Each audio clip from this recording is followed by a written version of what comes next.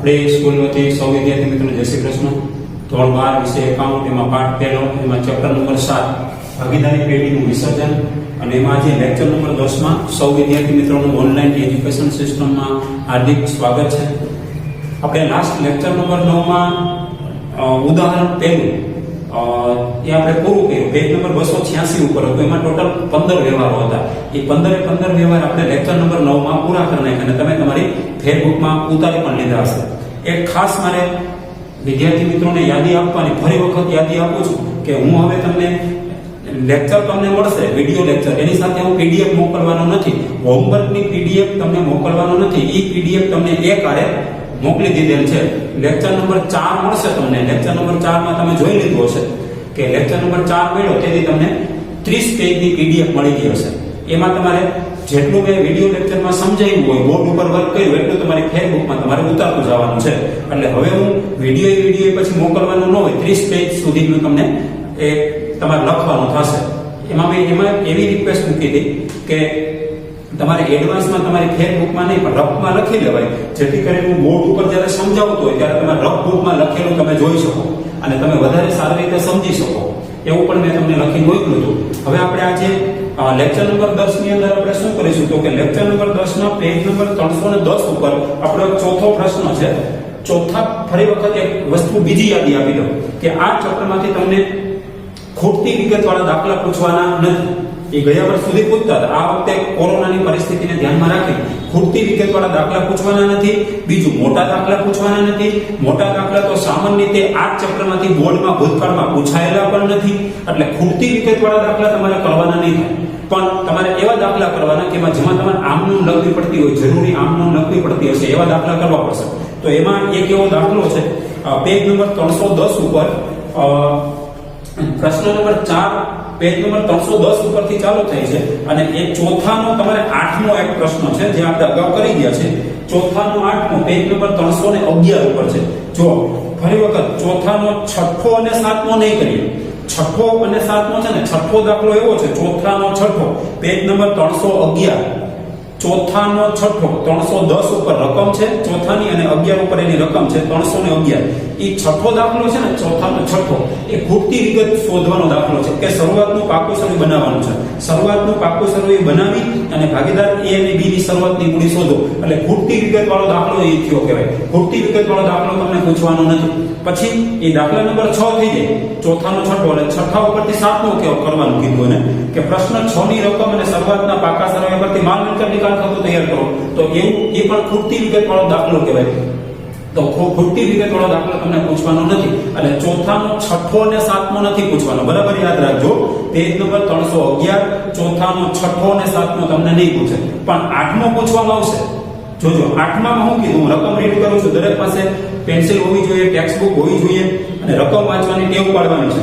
ચોથાનો 8મો મેં લખ્યું છે. ચોથાનો 8મો પેજ નંબર 311, વિસર્જન વખતે પેઢીની કુલ મિલકતો 2 લાખ છે, જે પૈકી ચાલુ મિલકતો 40% છે અને કાઉન્સમાં લખ્યું રોકડ 10,000 સહિત. નીચે લખ્યું સ્થિર મિલકતના 120% રકમ ઉપજી, જ્યારે ચાલુ મિલકતના 80% રકમ ઉપજી. જરૂરી આમનું લખો.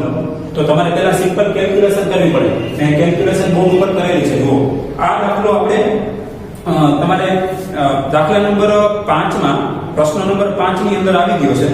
5માનો ત્રીજો એમાં પેઢીની કુલ મિલકતો 2 લાખ છે. આમાં આ દાખલામાં પેઢીની કુલ મિલકતો 2 લાખ બતાવી છે. તો કુલ મિલકતો 2 લાખ છે તો પેઢીના ચોપડે મિલકતો 2 પ્રકારની હોય, બિનચાલુ મિલકત અને ચાલુ મિલકત.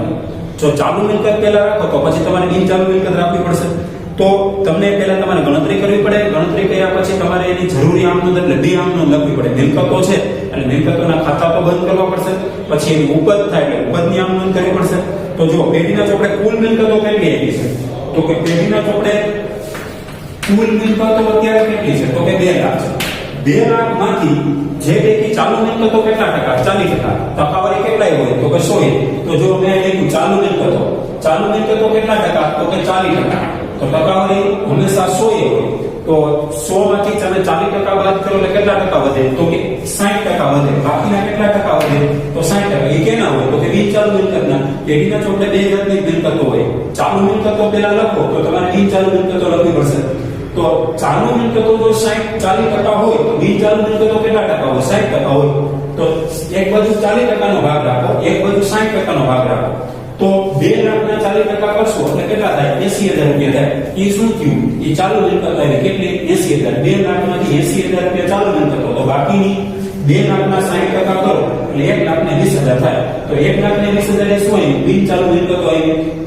હવે ચોપડે કિંમત તો બેની મળી ગઈ. ચાલુ મિલકતો 80,000 અને બિન ચાલુ મિલકતો 1,20,000. 80,000 વત્તા 20,000 થઈ ગયા 2 લાખ. હવે શું કરવાનું? ચાલુ મિલકતમાં રોકડનો કેટલો સમાવેશ છે? જો મને આમુસમાં 10,000 રૂપિયા રોકડા સમાયેલા છે. તો રોકડ એ ચાલુ મિલકત છે અને આપણે એ કીધું કે રોકડ સિવાયના ખાતા બંધ કરી માલ મિલકત નિકાલ ખાતે લઈ જવાના છે. રોકડ ખાતું માલ મિલકત નિકાલ ખાતે નથી લઈ જવાનું. રોકડ ખાતું તો રોકડ ખાતામાં જશે. રોકડ ખાતું તમારે દોરવું પડશે. રોકડ ખાતામાં ઉધાર બાજુ જશે. એક ઉધાર બાજુ બાકી આગળ લાગે 10,000 એટલે 80,000 માંથી 10,000 રોકડા કાઢી નાખો તો બાકીની અન્ય ચાલુ મિલકત કેટલી વધે? 70,000. તો 10,000 રૂપિયા તમે અહીં રાખો તો બાકીના 70,000 અન્ય ચાલુ મિલકત કહેવાય.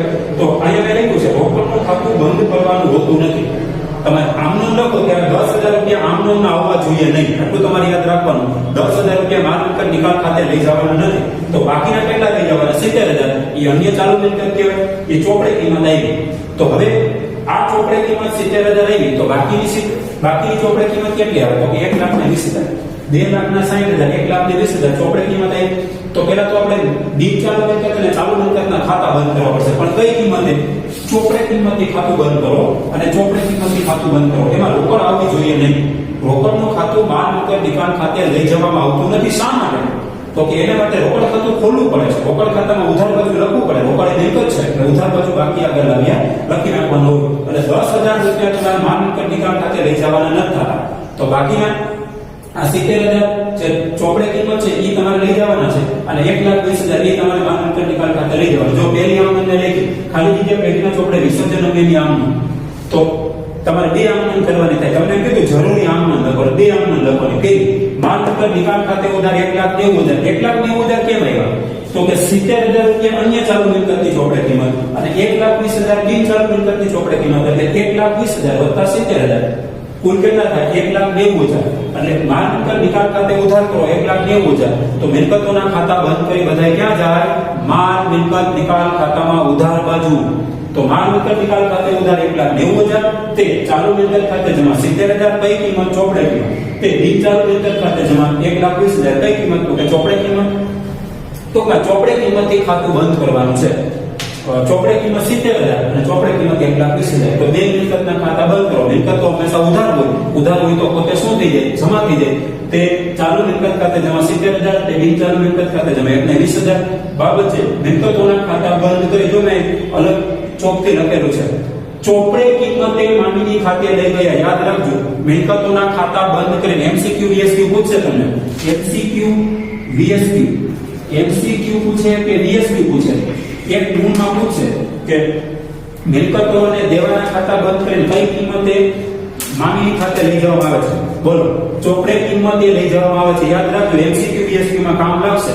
મિલકતો અને દેવાના ખાતા બંધ કરી કઈ કિંમતે માલ મિલકત નિકાલ ખાતે લઈ જવાય છે? ચોપડે કિંમતે આટલું યાદ રાખજો.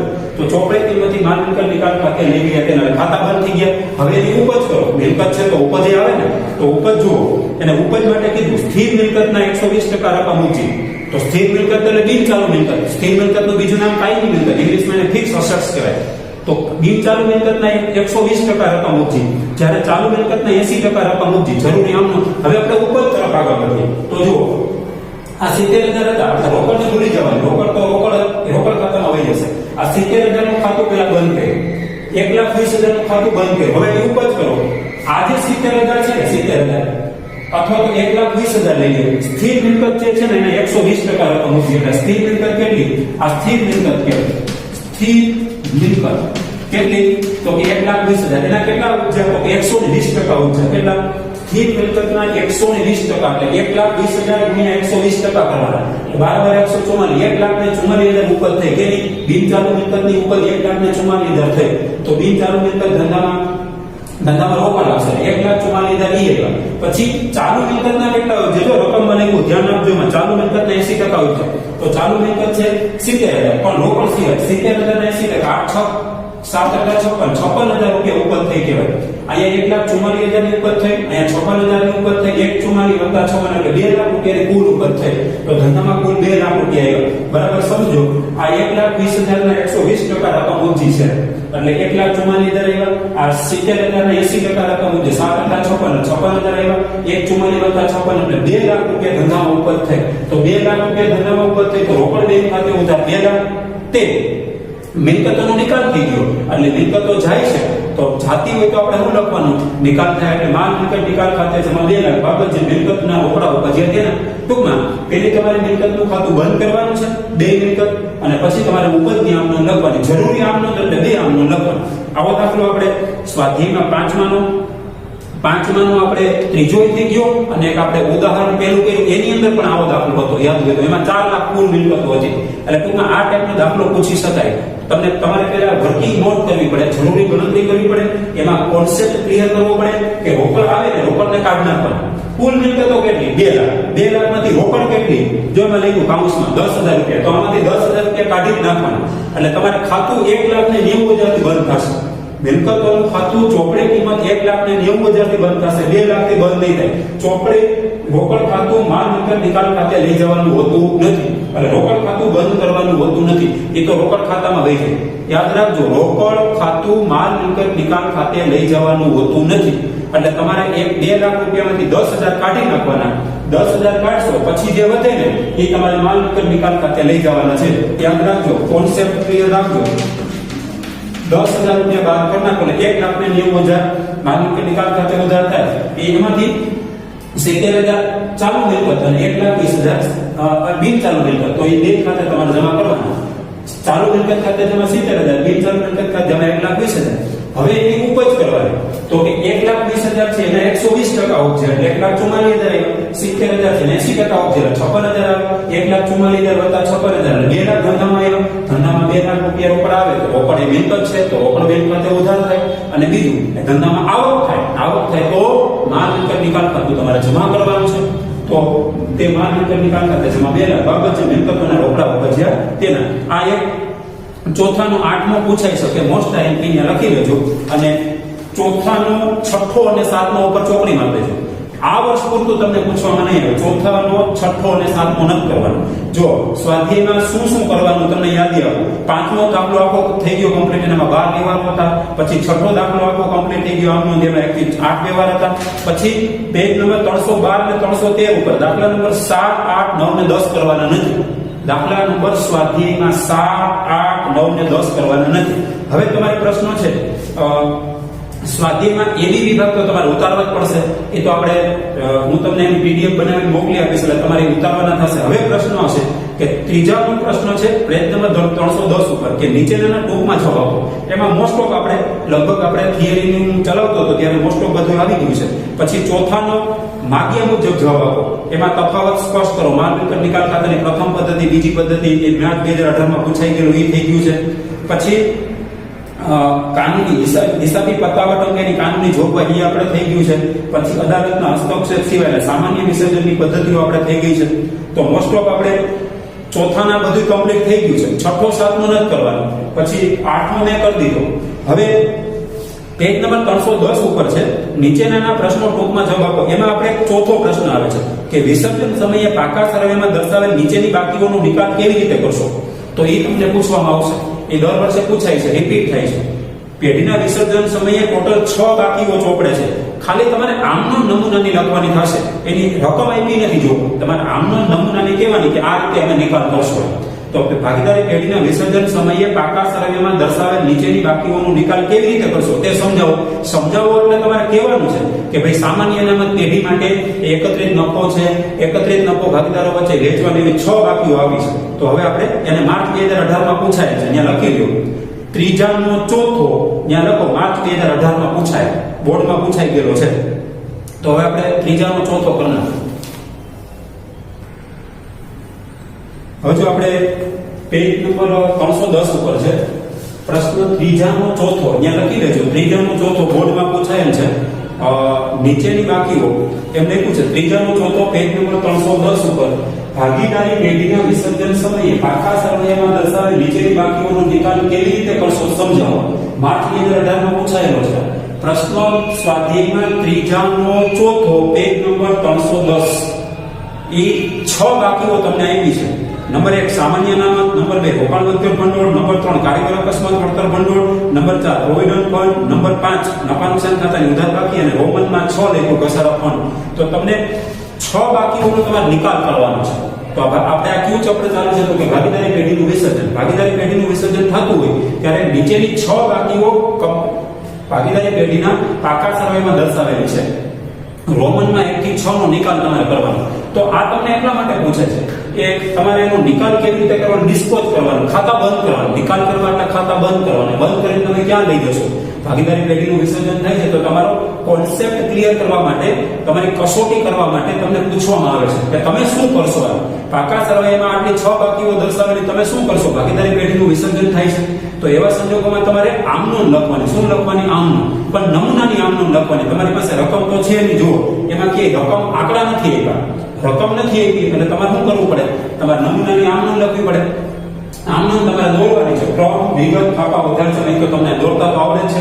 વિસર્જનને લગતી આમનોંધ ઉપર તમારે લખવાનું, વિસર્જનને લગતી આમનોંધ. હવે તમારે પહેલી બાકી આપી છે સામાન્ય અનામત. તો સામાન્ય અનામત શું છે એ આપણે ચેપ્ટર નંબર 4 માં શીખી ગયા. સામાન્ય અનામત એ પેઢી માટે એકત્રિત નફો છે, એકત્રિત અનામત છે. તો એકત્રિત થયેલું ભૂતકાળમાંથી નફામાંથી અલગ રાખેલી રકમ છે તો એ પેઢીના ચોપડે એકત્રિત અનામત કહેવાય.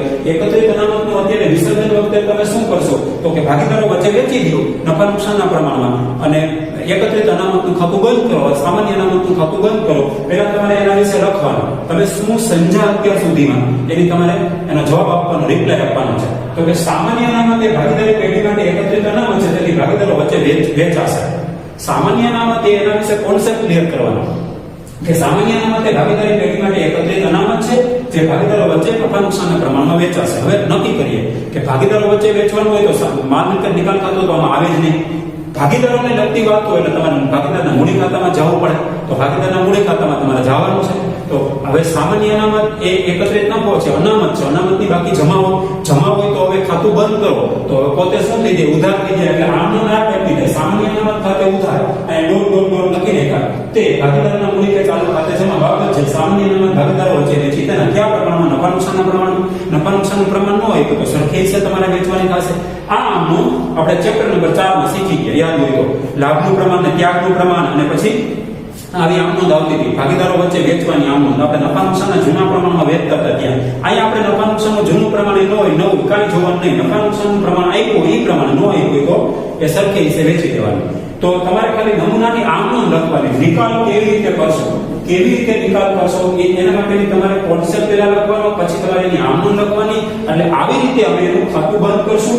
સામાન્ય અનામત ખાતે જમા છે એ અમે ઉધાર કરી દેશું અને ભાગીદારો વચ્ચે કેમ ભાગીદારના મૂડી કે ચાલુ ખાતે જમા બાજુ લઈ જશું. કેમ કે એકત્રિત અનામત વેચવાથી ભાગીદારોની મૂડી વધે, અનામત વેચવાથી ભાગીદારોની મૂડી વધે. મૂડી વધે તો ભાગીદારના મૂડી ખાતામાં જમા બાજુ, તે ભાગીદારના મૂડી કે ચાલુ ખાતામાં જમા બાજુ આપણે લખશું. એટલે સામાન્ય અનામતનું ખાતું બંધ થઈ જશે અને ભાગીદારોને મળી જશે કયા પ્રમાણમાં? નફા નુકસાનના પ્રમાણમાં વેચી. એવી રીતે બીજી બાકી રોકાણ વધઘટ ભંડોળ. તો આપણે આ પણ શીખી ગયા. મેં ચેપ્ટર નંબર 5 માં તમને શીખવાડ્યું કે રોકાણ વધઘટ ભંડોળ એ શું છે? કોઈ જોખમકારક રીતે ક્યાંક તમે રોકાણ રોક્યા છે અને એમાં માનો કે એની કિંમત ઘટી જાય તો કિંમત ઘટી જાય તેના માટે આપણે નફામાંથી અલગ રાખેલી રકમ એને રોકાણ વધઘટ ભંડોળ કહેવાય. તો પહેલા તો રોકાણ વધઘટ ભંડોળ એ પેઢી માટે શું છે? તો જો રોકાણ વધઘટ ભંડોળ એ પેઢી માટે એકત્રિત અનામત છે.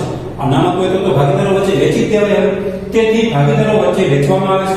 તો આ જેમ સામાન્ય અનામત વેચો છો એવી રીતે તમારે રોકાણ વધઘટ ભંડોળ વેચવાનું છે. તો રોકાણ વધઘટ ભંડોળ નો નિકાલ કેવી રીતે કરશો? આ પાકા સરવૈયામાં દર્શાવેલું હશે મૂડી દેવા પછી તો એની જમા બાકી કહેવાય. મૂડી દેવા એટલે જમા બાકી છે. તો જમા બાકી હોય તો હવે આમનોંધને ઉધાર કરી નાખો. એટલે રોકાણ વધઘટ ભંડોળ ખાતે ઉધાર તે ભાગીદારો વચ્ચે નફા નુકસાનના પ્રમાણમાં વેચો એટલે ભાગીદારોની મૂડી વધે.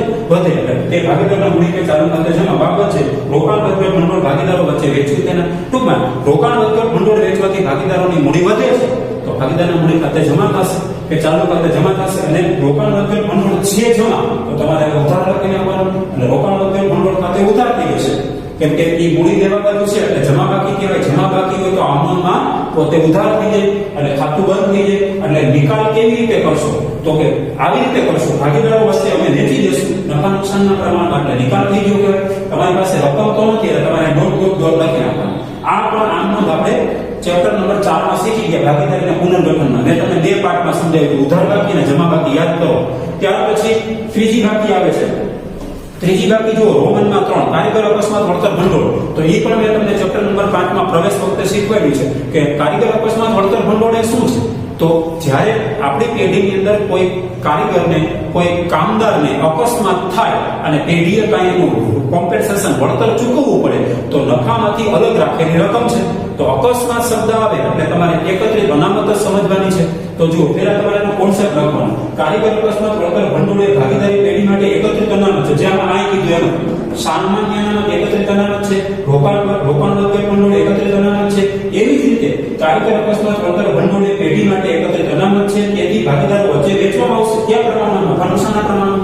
તો કારીગર અકસ્માત વળતર ભંડોળ એ પેઢી માટે એકત્રિત અનામત છે, પાછળ અનામત છે અને મૂડી દેવા બાજુ એવું હશે. પાકા સરવૈયામાં છે ને લખ્યું પાકા સરવૈયામાં દર્શાવેલ હશે. પાકા સરવૈયામાં મૂડી દેવા બાજુ છે. આ ભાગીદારોને લાગુ પડે છે.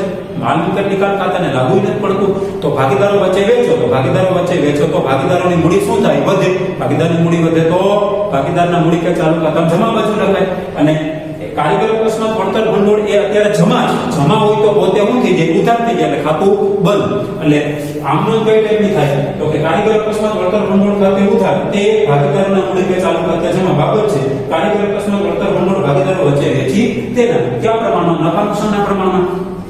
તો આ ત્રણેયના ખાતા બંધ થઈ ગયા, નિકાલ કરી નાખ્યો. સામાન્ય અનામત ભાગીદારો વચ્ચે વેચી દીધી, રોકાણ વળતર ભંડોળ ભાગીદારોને વેચી દીધું, કારીગર અકસ્માત વળતર ભંડોળ ભાગીદારોને વેચી દીધું. ત્રણેય પેઢી માટે શું હતું? ત્રણેય પેઢી માટે એકત્રિત અનામત છે. અનામતો ભાગીદારો વચ્ચે વેચી દો અને ત્રણેયના ખાતા બંધ કરો. ત્રણેય હતા જમા, ત્રણેય ઉધાર થઈ ગયા. સામાન્ય અનામત ઉધાર થઈ ગયું, રોકાણ વળતર ભંડોળ ઉધાર થઈ ગયું અને કારીગર અકસ્માત વળતર ભંડોળ ઉધાર થઈ ગયું. ત્રણેયના કોને આપી દીધા? ભાગીદારને આપી દીધા. ભાગીદારની મૂડી વધી, ભાગીદારની મૂડી ખાતે જમા કરી દીધા. કયા પ્રમાણમાં? નફા નુકસાનના પ્રમાણમાં.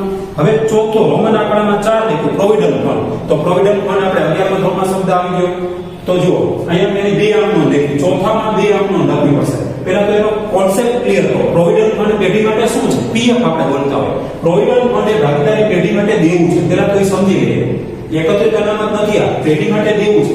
તેથી તેનું પહેલા ખાતું બંધ કરવું પડશે. દેવાનું ખાતું બંધ કરી ક્યાં લઈ જઈએ છીએ આપણે? બોલો, માલ મિલકત નિકાલ ખાતામાં જમા બાજુ છે. દેવાનું બાકી હંમેશા જમા હોય, એ મૂડી દેવા બાજુ હશે. પ્રોવિડન્ટ ફંડ થી બચવું હોય, મૂડી દેવા બાજુ. મૂડી દેવા એટલે જમા છે. એટલે પહેલા આપણે દેવાનું ખાતું બંધ કરી અને ત્યારબાદ તેની ચૂકવણી થશે. પહેલા તો દેવાનું ખાતું બંધ કરવાનું છે. એટલે 2 અવનોંધ કરવાની, રોમન 1 અને રોમન 2. પ્રોવિડન્ટ ફંડને દેવું હોવાથી દેવાની બાકી જમા છે. જમા હોય તો ઉધાર કરી નાખો. એટલે પ્રોવિડન્ટ નંબર 1 પ્રોવિડન્ટ ફંડ ખાતે ઉધાર. તે ક્યાં લઈ જશો? દેવાના ખાતા બંધ કરે ક્યાં લઈ જશો? માલ મિલકત નિકાલ ખાતામાં જમા બાજુ.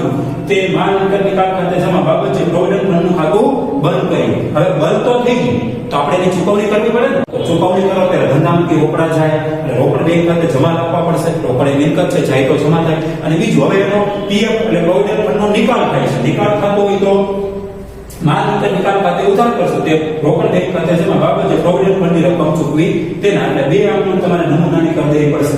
પ્રોવિડન્ટ ફંડનો નિકાલ કેવી રીતે કરશો? તો તમારે પહેલા પ્રોવિડન્ટ ફંડ ખાતે ઉધાર કરવાના અને માલ મિલકત નિકાલ ખાતે જમા કરવાનું. પ્રોવિડન્ટ ફંડનું ખાતું બંધ થાય. બંધ થઈ ગયા પછી એની ચૂકવણી કરવાની આમનો લખવી પડશે. તમારે અહીં માલ મિલકત નિકાલ ખાતું જુઓ જમા છે. જમા હોય તો તમારે ઉધાર કરવું પડશે. કેમ કે હવે પ્રોવિડન્ટ ફંડનો નિકાલ કરવાનો છે. દેવું છે, દેવું ચૂકવી દો તો રોકડેથી ચૂકવી દો. કાંઈ ન કે તો ચોપડે કિંમતથી ચૂકવી દો.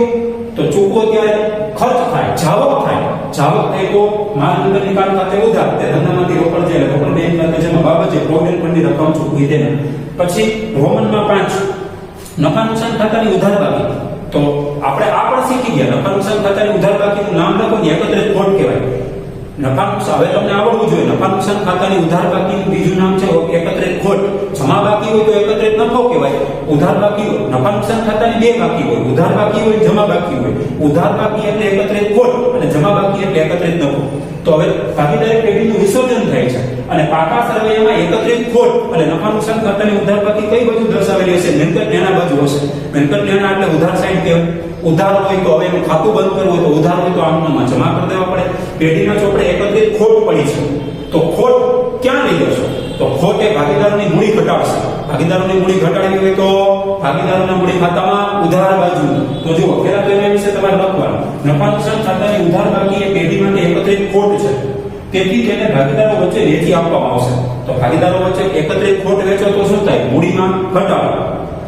એકત્રિત નફો વેચવાથી મૂડીમાં વધારો થતો હોય તો એકત્રિત ખોટ વેચવાથી મૂડીમાં ઘટાડો થાય. મૂડી ઘટે તો ભાગીદારના મૂડી ખાતામાં ઉધાર બાજુ, તો તમે આમનું લખવાની, તમારે નિકાલ કરવાનો છે. તો નિકાલ કેવી રીતે કરશો? તો ભાગીદારના મૂડી ખાતામાં ઉધાર બાજુ લખવાનું. ભાગીદારના મૂડી ચાલુ ખાતે ઉધાર, તે નફા નુકસાન ખાતે જમા બાબત છે. એકત્રિત ખોટ ભાગીદારો વચ્ચે નફા નુકસાનના પ્રમાણમાં વેચી તેના એકત્રિત ખોટ વેચો એટલે ભાગીદારના મૂડી ખાતા ઉધાર થઈ જશે અને એટલી મૂડી ઘટી ગઈ કહેવાય. અને નફા નુકસાન ખાતું અત્યારે ચોપડે ઉધાર છે, ઉધાર હોય તો હવે જમા થઈ જશે. આ ખાતું બંધ થઈ જશે. નફા નુકસાન ખાતું તમારે બંધ કરવાનું છે. ભાગીદારી પેઢીનું વિસર્જન થતું હોય ત્યારે એકત્રિત ખોટનું ખાતું બંધ કરી દેવાનું છે. બંધ કરી ક્યાં લઈ જશો? ભાગીદારના મૂડી કે ચાલુ ખાતે ઉધાર, તે નફા નુકસાન ખાતે જમા બાબત છે. એકત્રિત ખોટ ભાગીદારો વચ્ચે નફા નુકસાનના પ્રમાણમાં વેચી તેના રોમનમાં 5 આપણે આ વાત પણ ચેપ્ટર નંબર 4 માં મેં તમને કરાવી દીધી. એકત્રિત ખોટ ભાગીદારો વચ્ચે વેચવાની આમનું ત્યાં મેં શીખવાડી ચેપ્ટર નંબર 4 માં. પછી નંબર 6 ઘસારા ફંડ. ઘસારા ફંડ આપણે 11મા ધોરણમાં ભણી ગયા. બીજા ભાગની અંદર આપણે પહેલું ચેપ્ટર આવતું ઘસારાના હિસાબો. તો ઘસારા ફંડ કયો કે ઘસારા ભંડોળ કયો, બે એક જ થાય. ઘસારા ભંડોળ એ પેઢી માટે શું છે? એ મિલકતો સામે કરેલી જોગવાઈ છે.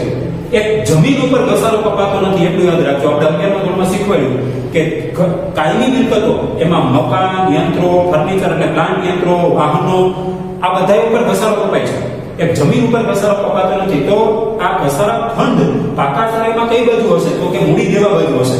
ઘસારા ફંડ અથવા ઘસારા ભંડોળ. તો પહેલા તો આપણે કોન્સેપ્ટ ક્લિયર કરીએ, પછી એનું ખાતું બંધ કરીએ, એટલે નિકાલ કરીએ. નિકાલ કરવો એટલે ખાતું બંધ કરવું. ઘસારા નંબર 6 ઘસારા ફંડ એ પેઢી માટે જોગવાઈ હોવાથી માત્ર તેનું ખાતું બંધ થશે. જોજો, સાંભળજો, ઘસારા ફંડ આ છેલ્લું છે. ઘસારા ફંડ એ પેઢી માટે જોગવાઈ છે. તો જોગવાઈનું ખાતું બંધ થાય તો જોગવાઈ હવે શું બની જાય? નફો બની જાય. નફો બની જાય તો ક્યાં જાય? આપણી પાસે એક મેઇન ખાતું છે, માલ મિલકત નિકાલ ખાતું. તો માલ મિલકત નિકાલ ખાતે જમા થઈ જશે. અને ઘસારા ફંડ એ મૂડી દેવા બાજુ હોય, કારણ કે મિલકતો મિલકત લેણા બાજુ હોય તો ઘસારા ફંડ એની સામે હોય. તો મૂડી દેવા બાજુ ઘસારા ફંડ હોય તો એની જમા બાકી કહેવાય. ઘસારા ફંડની જમા બાકી છે એ જોગવાઈ છે, જોગવાઈની જમા બાકી હોય તો જમા હોય તો હવે ખાતું બંધ કરી નાખો. ખાતું બંધ કરવા માટે શું કરવું પડે? તમારે જમા હોય તો ઉધાર થઈ જાય પોતે.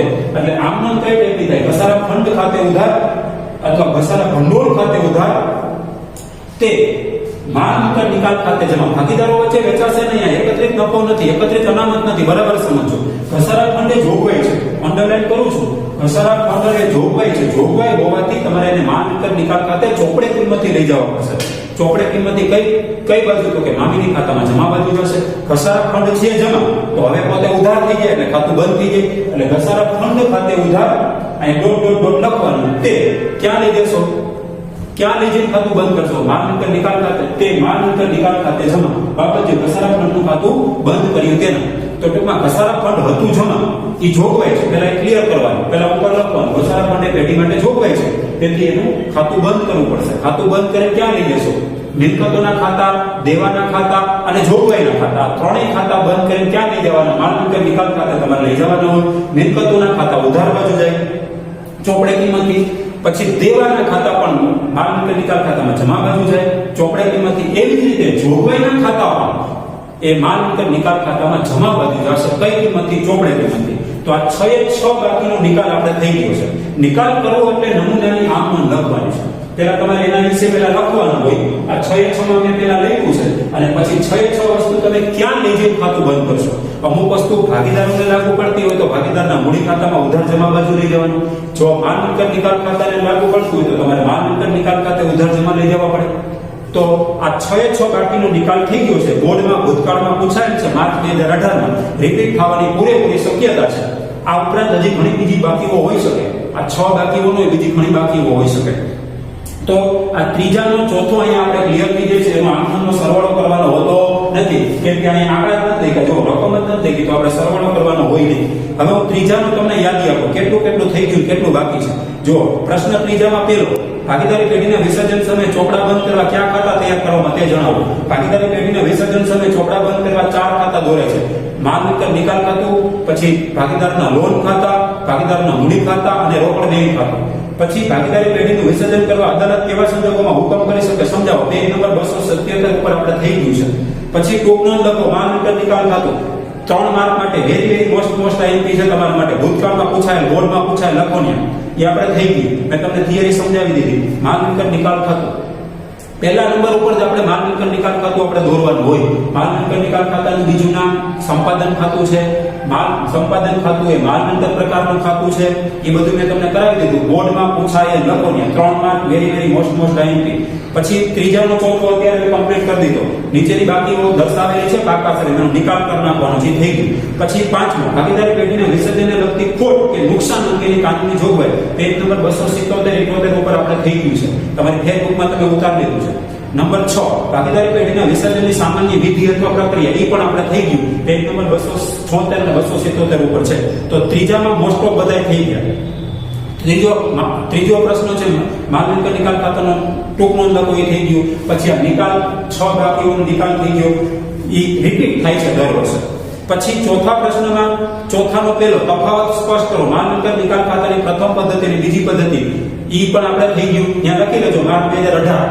પછી ચોથાનો બીજો ભાગીદારી પેઢીના વિસર્જન સમયે પાકા શરીરમાં ચોપડે નહીં નોંધેલ મિલકતની ઉપજ મળે અને નહીં નોંધાયેલ દેવાની ચૂકવણી કરી પડે તો તેનો નિકાલ કેવી રીતે કરશો એ પણ મેં તમને જે તે વખતે થિયરીમાં સમજાવી દીધું છે. નંબર 3 વિસર્જનના સંજોગોમાં પાઘડીની વિવિધ સંજોગોમાં આપવાની હિસાબી અસરો એ બહુ ગૌણ બાબત છે એટલે એ હું નહીં કરાવું. નંબર 4 ભાગીદારી પેઢીના વિસર્જનના હિસાબી પતાવટ અંગે કાનૂની જોગવાઈ એ પણ આપણે થઈ ગયું 277 278 ઉપર.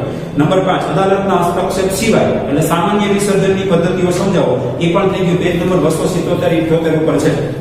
76 77 ઉપર તમે તમારી ફેસબુકમાં ઉતારી પણ લીધું. પછી ચોથાનો છઠ્ઠો અને સાતમો નથી કરવા, મેં 8મો કરાવી દીધો તમને. પછી 5મો થઈ ગયું આખો 5માનો આપણે 12 વ્યવહાર થઈ ગયા. પછી છઠ્ઠાના 1 થી 8 વ્યવહાર થઈ ગયા. પછી પેજ નંબર 312 ઉપર 7મો 8મો 9મો 10મો એ દાખલા કરવાના નથી, ચોપડી મારી દેજો. પેજ નંબર 312 313 દાખલા નંબર 7 8 9 ને 10 કરવાના નથી. હવે એક છેલ્લી વસ્તુ આ ચેપ્ટરમાં બાકી રહે છે, એવી વિભાગ તો હું તમને ફોટો પાડી મોકલી દઈશ એટલે તમે તમારી ફેસબુકમાં છેલ્લે ઉતારી લેજો. હવે છેલ્લી વસ્તુ આમાંથી પૂછવામાં આવે છે ખરા ખોટા વિધાન. તો એમાંથી એ ખરા ખોટા વિધાન તમને પણ મેં ફોટો પાડી તમને મોકલી દીધું, તમે જોઈ પણ લીધું હશે. ચેપ્ટર લેક્ચર નંબર 4 માં બી મોકલી દીધું. 27 ખરા ખોટા વિધાન છે, બોર્ડમાં પૂછાયેલા છે. તો આમાં નથી એવું કસવાધ્યાયમાં પણ છતાંય પૂછાય છે. એટલા માટે તમારી કસોટી કરવાની, તમારું જ્ઞાન ચકાસવાનું છે, હેતુલક્ષી જ્ઞાન છે, ઓબ્જેક્ટિવ ટાઈપનું નોલેજ કહેવાય. તમને હવે આવડે છે કે નહીં? આપણું ચેપ્ટર પૂરું થાય છે આજે. લેક્ચર નંબર 10 માં જ આપણું ચેપ્ટર પૂરું કરવાનું છે. એટલા માટે આજે આપણે ખરા ખોટા વિધાન પણ હવે લઈ લઈએ.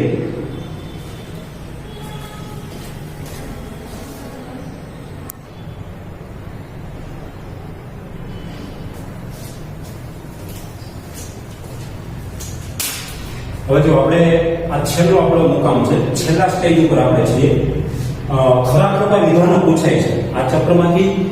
પાછલા વર્ષોમાં તમે પેપર ચેક કરશો ને તો એમાં વિભાગ સી માં 23 અને 24માં પ્રશ્નમાં 23 માં 24માં ખરા ખોટા વિધાનો પૂછે. એ લોકો આપણા સ્વાધ્યાયમાં તો છે ખરા ખોટા વિધાનો, છતાં પૂછે છે. એટલા માટે પૂછે કે તમે 1 થી 7 ચેપ્ટર ભણ્યા હોય તો તમને હવે ખબર પડી જવી જોઈએ કે ભાગીદારી પેઢીએ શું છે, એના વિશે ડીપમાં જવાનું છે અને એના વિશે તમારે સમજી અને તમારે ઓબ્જેક્ટિવ ટાઈપના જવાબ આપવાના છે.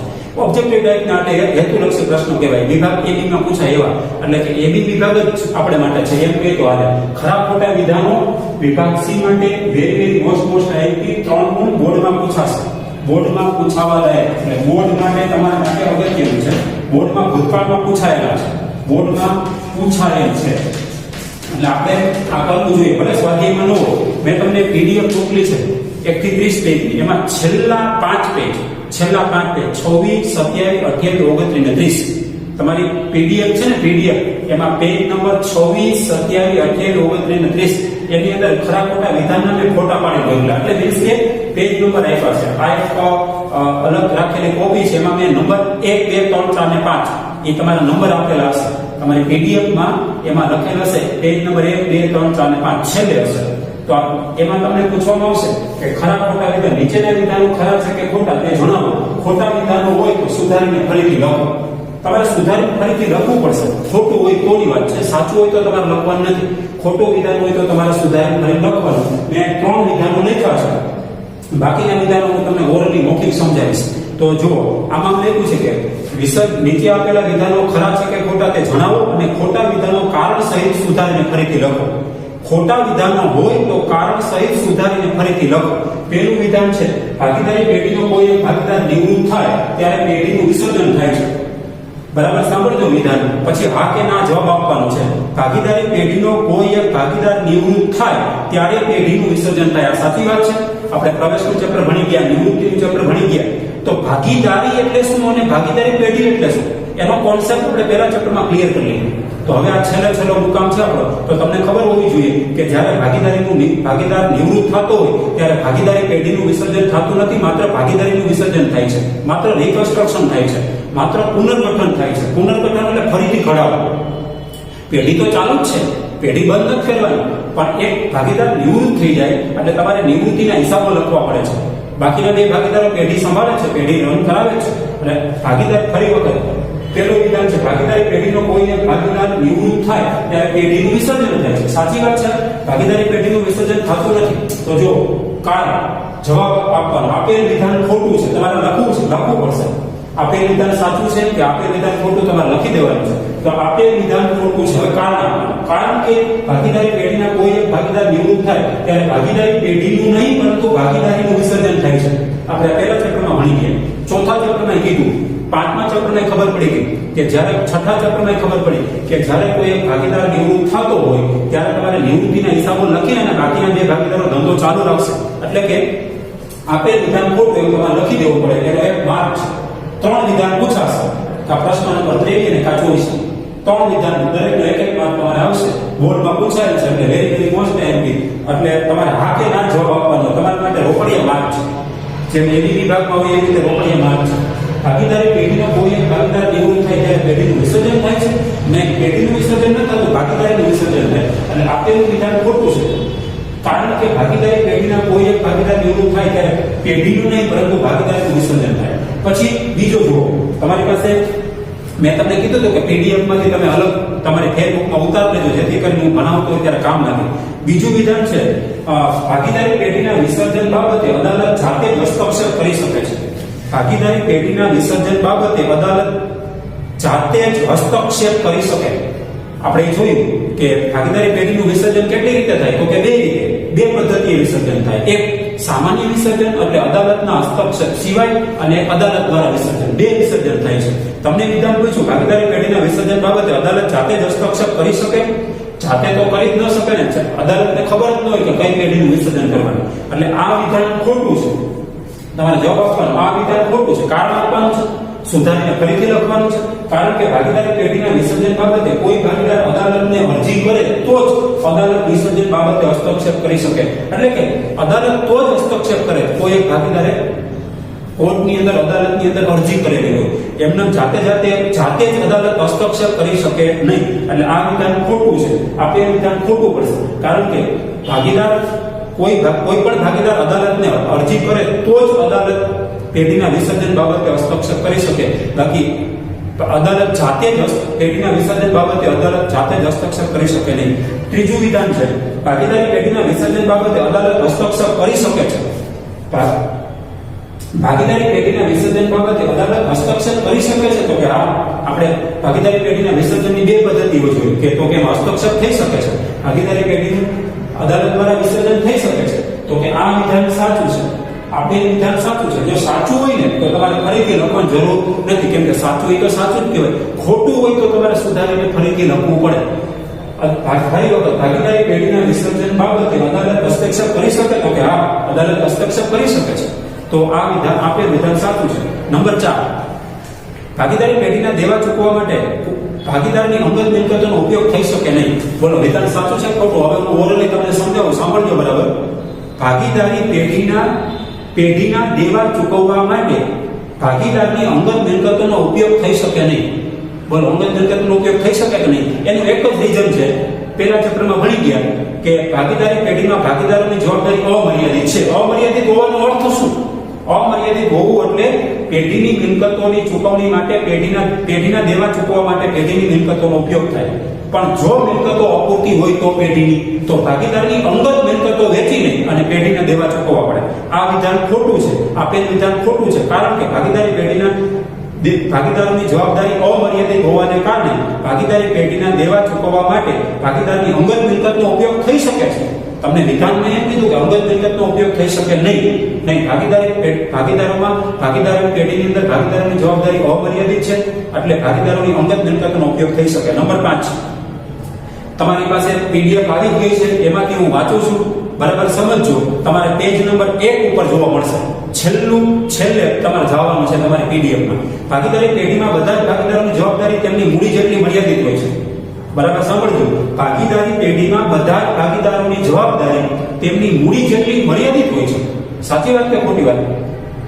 તો કે આ આપેલું વિધાન ખોટું છે. મૂડી જેટલી મર્યાદિત ન હોય. ભાગીદારી પેઢીના દરેક ભાગીદારની જવાબદારી અમર્યાદિત હોય છે. મૂડી જેટલી મર્યાદિત ન હોય.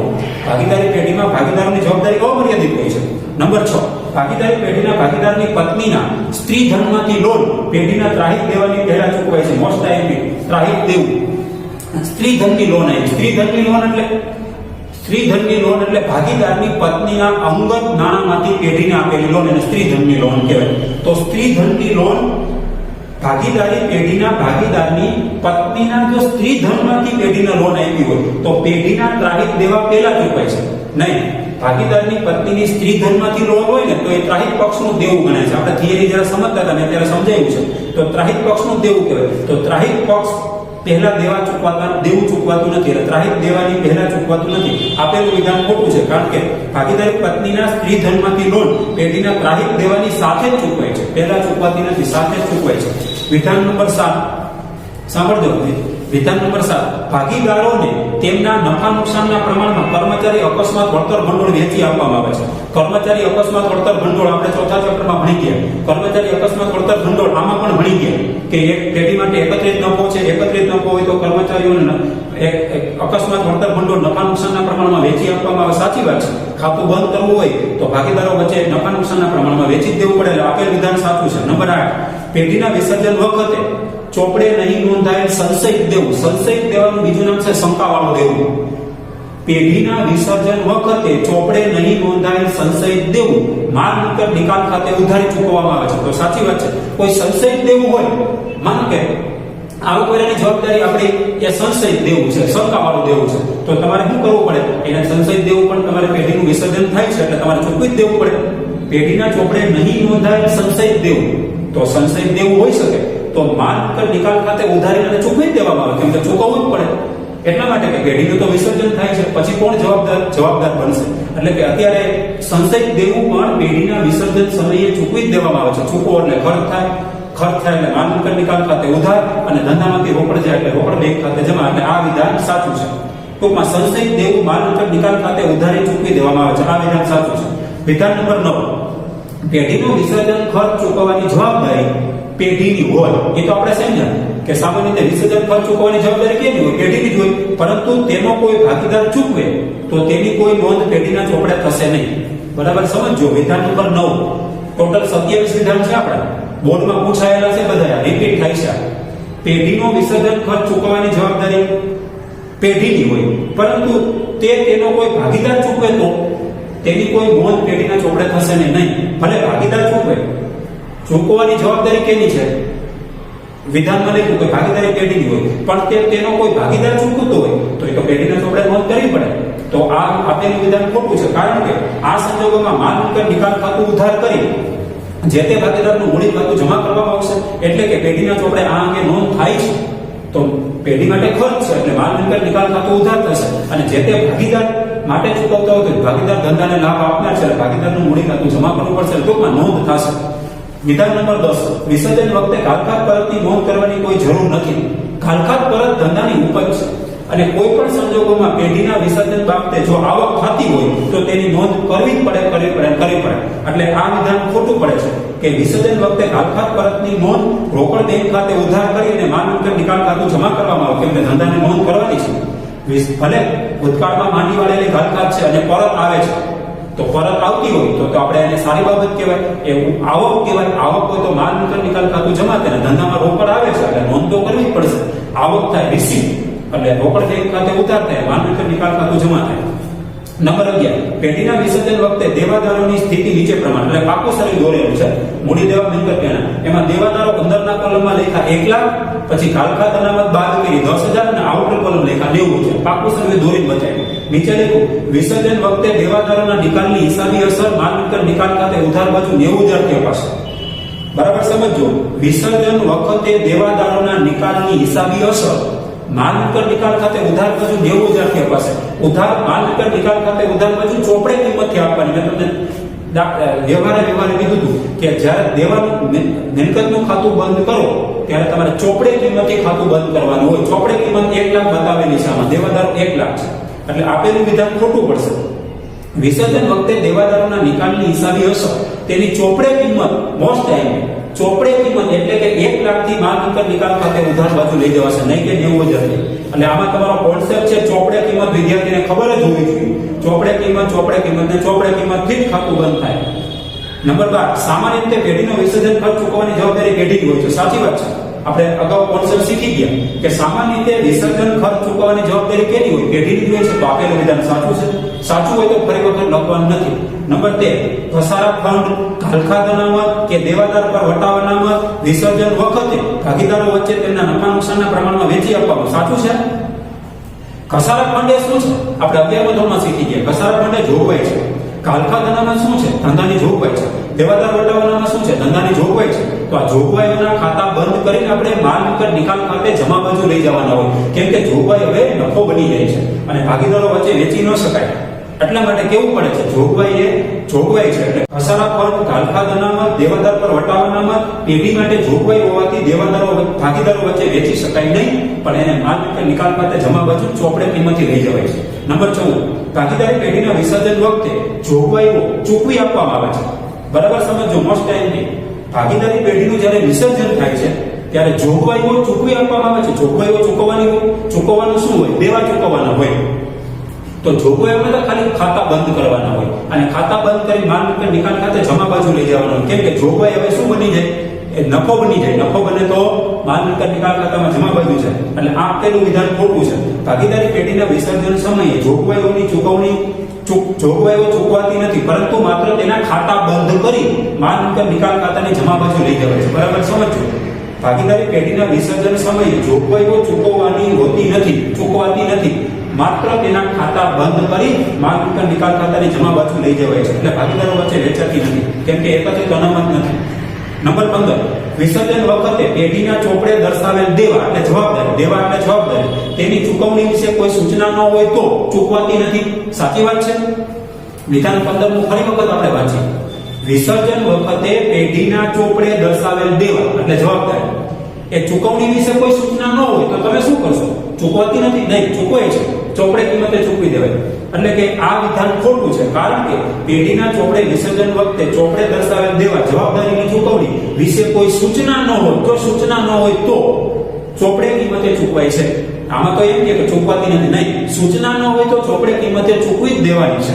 નંબર 16, પેઢીના બધા અથવા એક સિવાયના બધા ભાગીદારો નાદાર જાહેર થાય કે ધંધો ચલાવવો ગેરકાયદેસર બને ત્યારે પેઢીનું વિસર્જન થાય છે. સાચી વાત છે.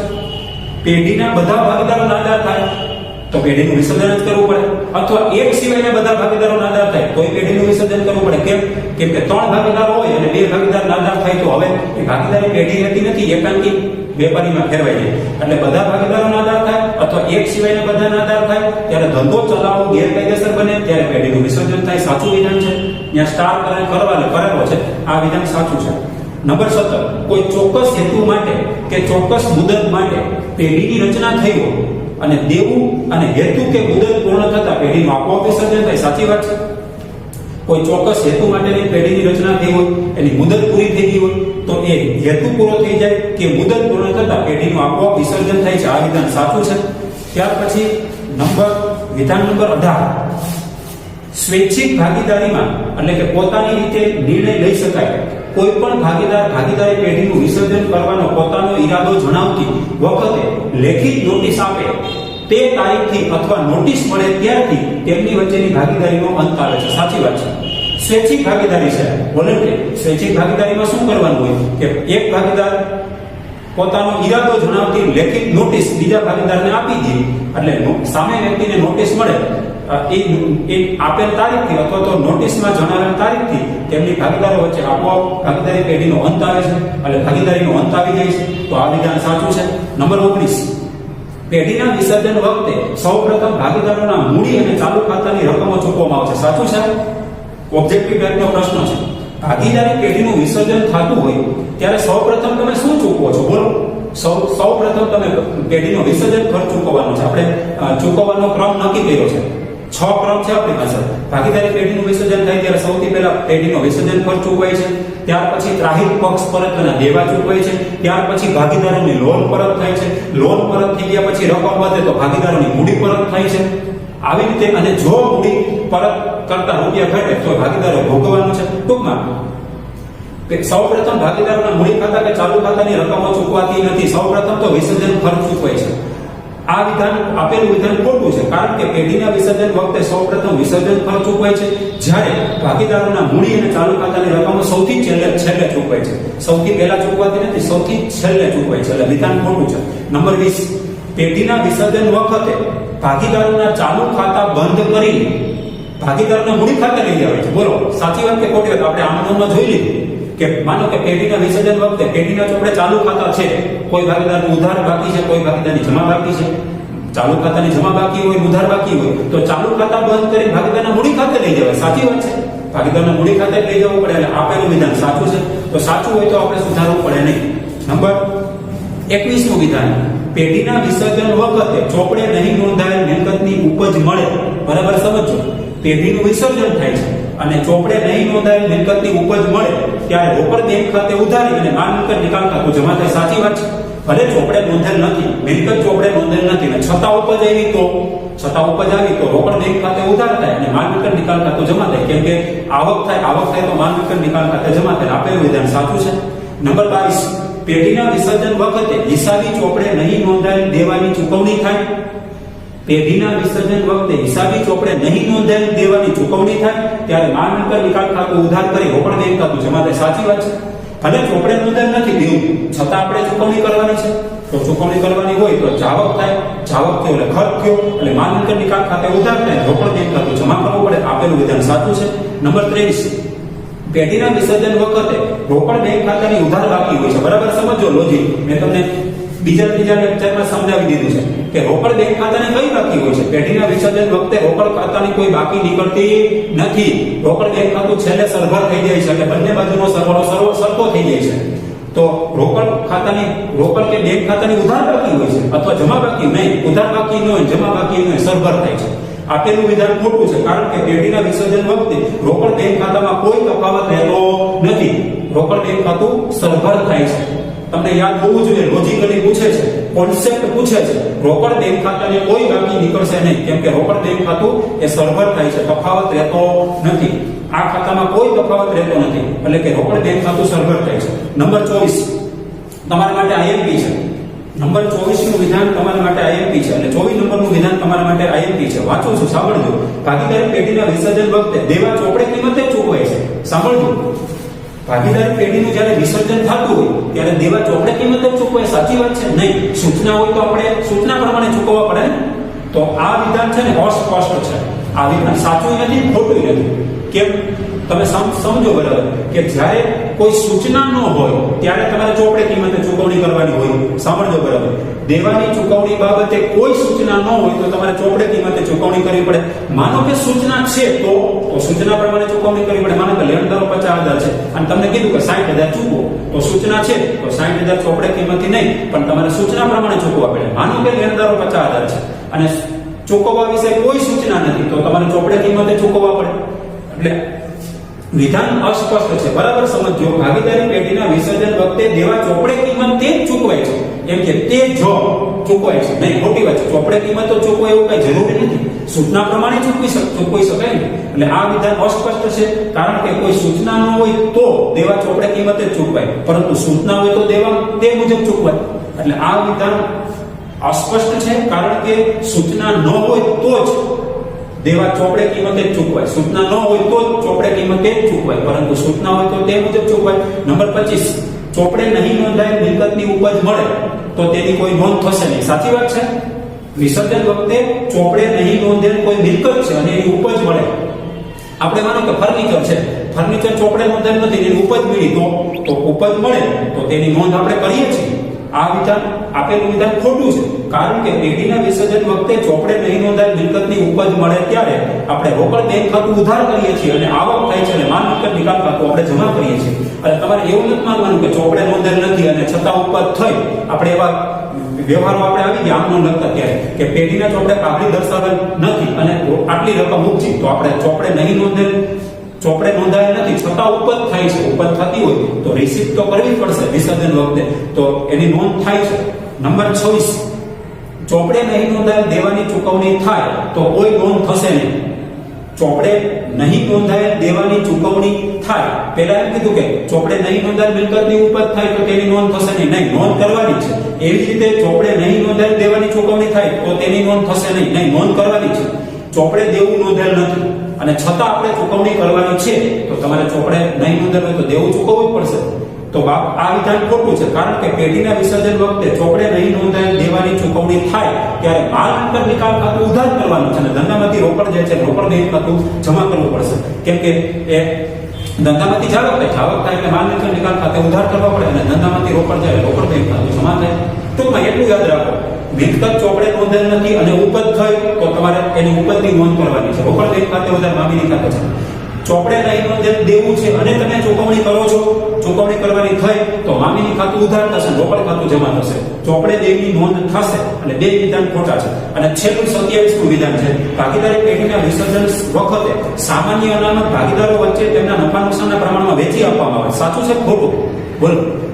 ભાગીદારી પેઢીનું વિસર્જન થાય છે તો સામાન્ય અનામત શું છે? પેઢી માટે એકત્રિત અનામત છે, ભૂતકાળમાંથી નફામાંથી અલગ રાખેલી રકમ છે જેનો કોઈ હેતુ નથી. તો વિસર્જન વખતે તમે શું કરશો? પેઢીનું વિસર્જન થતું હોય ત્યારે ભાગીદારો વચ્ચે વેચી દેવું પડે, નફા નુકસાનના પ્રમાણમાં ખાતું બંધ કરવાનું છે અને વેચાઈ જવું જોઈએ. એટલે કે સામાન્ય અનામત ભાગીદારો વચ્ચે તેમના નફા નુકસાનના પ્રમાણમાં વેચી આપવામાં, તો સાચી વાત છે. સામાન્ય અનામત ભાગીદારો વચ્ચે આપણે વેચી જ આપીએ છીએ તો વિધાન સાચું પડે છે. હવે આ 27 વિધાન અહીં પૂરા થાય છે. આ 27 વિધાન બોર્ડમાં અવારનવાર પૂછાય છે. વેરી મોસ્ટ આઈએમપી 3 ગુણ માટે બોર્ડમાં પૂછાય છે, રિપીટ થાય છે, એટલે તમારે કરવાના છે. મેં તમને પીડીએફમાં મોકલેલ છે. 1 થી 26 પેજ સુધી પહેલા કન્ટિન્યુ છે, પછી 1 થી 5 પેજ અલગ છેલ્લે આપ્યા છે. તો 27 વિધાન તમારે જવાબ આપવાના છે. એના તમારી ફેરબુકમાં ઉતાર લેવાનું છે. ફેરબુકમાં વિધાનો ઉતરી જાય ને 27, તે પછી તમારે શું નથી કરવાનું અભ્યાસક્રમમાં. આજે આપણો લેક્ચર અહીં પૂરો થશે એટલે આપણું ચેપ્ટર પૂરું થઈ જવાનું છે. તો જો અભ્યાસક્રમમાંથી રદ થયેલ, હું રદ થયેલ તો કે પેજ નંબર 291 અને 291 થી 309 સુધી ઉદાહરણ 2 થી 9 તમારે નથી કરવાના. સમજો બરાબર? ઉદાહરણ 2 થી 9 નથી કરવાના. પેજ નંબર 291 થી 309 સાંભળજો બરાબર. આટલું તમારે કરવાનું નથી, મારે ભણવાનું નથી અને તમારે ભણવાનું નથી. હવે જો તમારે ઉદાહરણ 2 થી 9 નથી કરવાના, પછી સ્વાધ્યાયમાં દાખલા નંબર 7 થી 10 નથી કરવાના. એટલે યાદ રાખજો, આપણે ભણવાનું નથી. પછી હોમવર્કમાં તમારે છે ને વિભાગ ખરા ખોટા વિધાનો ઉતરી જાય પછી તમારે વિભાગ એબી ફેરબુકમાં ઉતારવાના છે. વિભાગ એબી ઉતરી જાય પછી તમારે કાંઈ કરવાનું નથી થતું. હવે આપણો આ લેક્ચર નંબર 10, આ ચેપ્ટર નંબર કેટલામું છે? પાઠ પહેલું, એમાં ચેપ્ટર નંબર 7 છે, ભાગીદારી પેઢીનું વિસર્જન. એ આપણું આજે વિસર્જન અહીંયા પૂરું થાય છે અને સામે લેક્ચર નંબર 10 આપણો પૂરો થાય છે. અને હવે પછી આપણે બીજા પાઠની અંદર શેર મૂડીના